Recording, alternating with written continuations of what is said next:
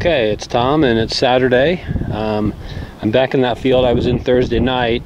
I looked that field kind of quick, so I came back kind of looking at perpendicular, and then there's a kind of an offshoot area that I didn't get to, so I'm out here before the rain hits to look at that.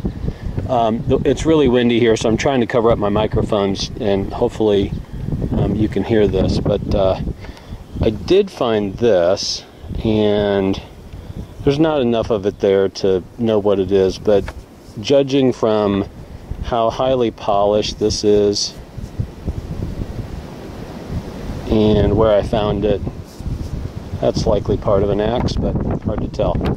Okay, well, the reason I have the camera on is I think I have something on the ground here.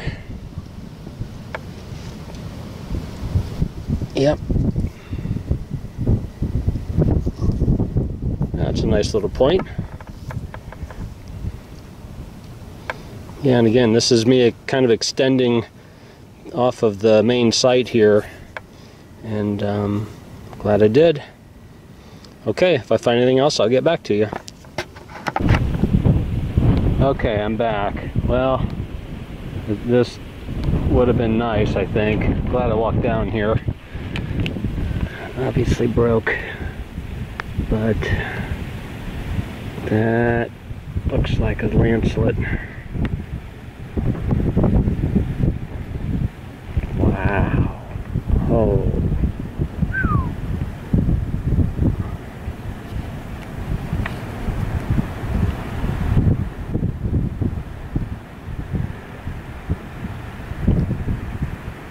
Yep, that'd have been a beauty.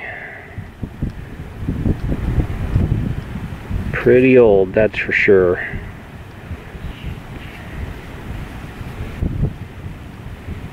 Yeah, it has, is that ground? No, not really ground there. But yeah, that would have been a nice piece. Okay, hope you can hear this with the wind. I'll get back to you. Okay, I thought I'd give you a quick look here at what I found out there today. I didn't film this,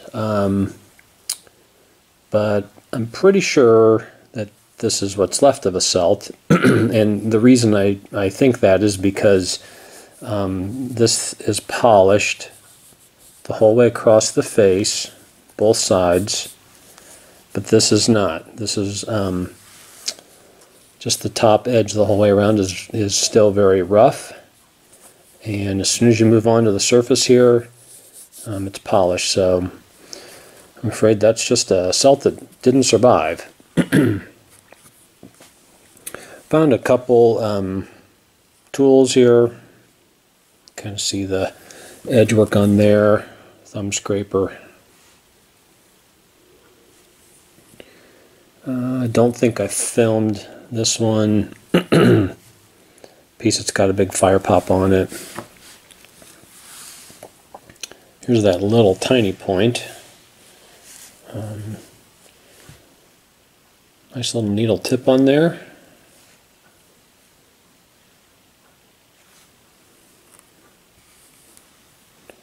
And here's the broken lancelet point that I found.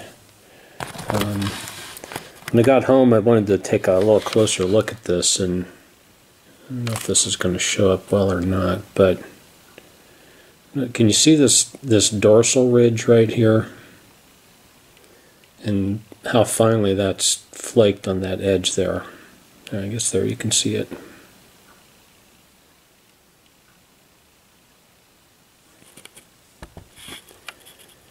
Yeah, so when I got home, I decided to kind of look a little bit more about what we call the lancelet points. These are a Plano period right after the Paleo period, and those are just some Ohio examples of them. I think the closest thing that you would see to them is like the Missouri Sedalia points. These are different than those points, though. And I just decided to go through and look and see what I had. You know, I keep containers full of broken pieces to see just how many of these typical types I have. these are all examples of lancelet points. And it's interesting, the edges of these are not ground. And I checked all of these, none of them are ground.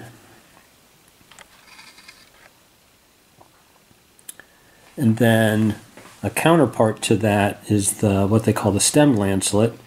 And these are examples. When you read about them, the lancelets and the stem lancelets are found at the same sites, same time period, different use.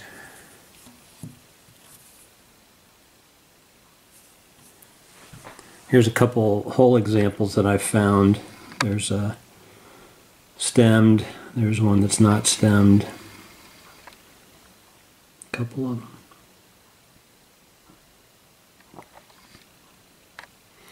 And then when I was going through the brooks, I pulled these three out, and what's really interesting is when you feel the edges of these do have grinding on them, lateral grinding. That was probably a fluted point.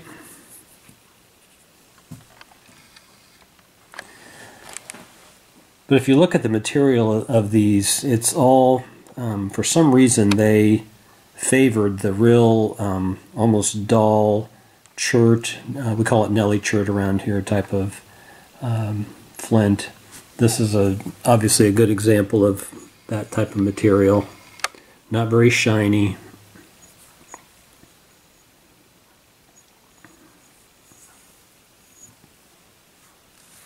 Now this one that I found yesterday is made of, that's made out of Coshocton. And you'll find those examples as well. So, okay, well, hope that's not too boring for you. Again, thanks for coming along. We're getting a ton of rain out there today, so I anticipate once we get through that and get dried off again that we'll have some more opportunities to get out. So until next time, this is Commissioner Tom signing off.